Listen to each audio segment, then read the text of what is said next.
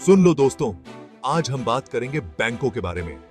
आपने तो सुना ही होगा कि बैंक सिर्फ पैसा रखने की जगह नहीं होते, लेकिन क्या आप जानते हैं कि बैंक कई तरह के होते हैं और हर एक का अपना अलग काम होता है।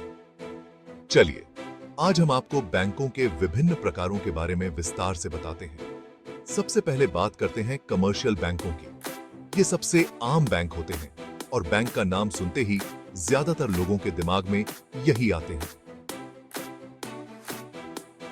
मोर्सेसियल बैंक चेकिंग और सेविंग्स अकाउंट देते हैं, लोन देते हैं और दूसरी फाइनेंशियल सर्विस भी। ये बैंक छोटे और बड़े व्यवसायों को भी लोन देते हैं और उनकी फाइनेंशियल जरूरतों को पूरा करते हैं।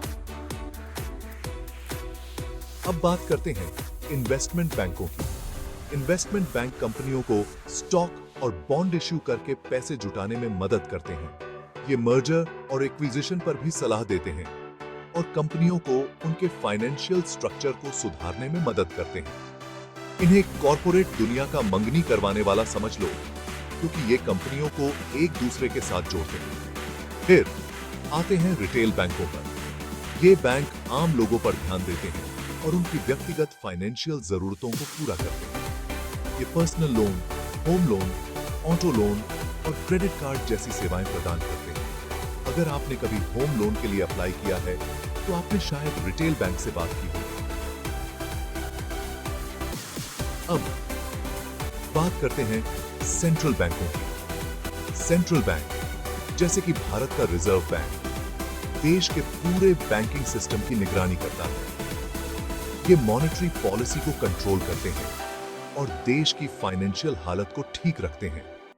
और आखिर में बात करते हैं कोऑपरेटिव बैंकों की। ये बैंक अपने मेंबर्स के होते हैं और वो ही चलाते हैं। ये मुख्य रूप से किसानों और छोटे व्यवसायों को ग्रामीण इलाकों में सर्विस देते हैं। तो अगली बार जब आप किसी बैंक में जाओ, तो जान लो कि टेलर काउंटर के पीछे भी बैंकिंग की एक पूरी दुनिया है। फाइनेंशियली समझदार बनो दोस्तों। और हाँ, ये भी जान लो कि हर बैंक का अपना एक खास मकसद होता है और वो अपने ग्राहकों की अलग अलग जरूरतों को पूरा करने के लिए काम करते हैं। चाहे वो कमर्शियल बैंक हो, इन्वेस्टमेंट बैंक हो, रिटेल बैंक हो, सेंट्रल बैंक हो या कोऑपरेटिव बैंक, हर एक का अपना महत्व है। इसीलिए जब भी आप बैंकिंग सेवाओं का उपयोग करें, तो समझदारी से चुनें और अपने फाइनेंशियल लक्ष्यों को ध्यान में रखते हुए सही बैंक का चयन करें। उम्मीद है कि अब आपको बैंकों के विभिन्न प्रकारों के बारे में अच्छी जानकारी मिल गई होगी। तो दोस्तों, फाइनेंशियली समझदार बनो और अपने पैसे का सही उपयोग करो। धन्यवाद।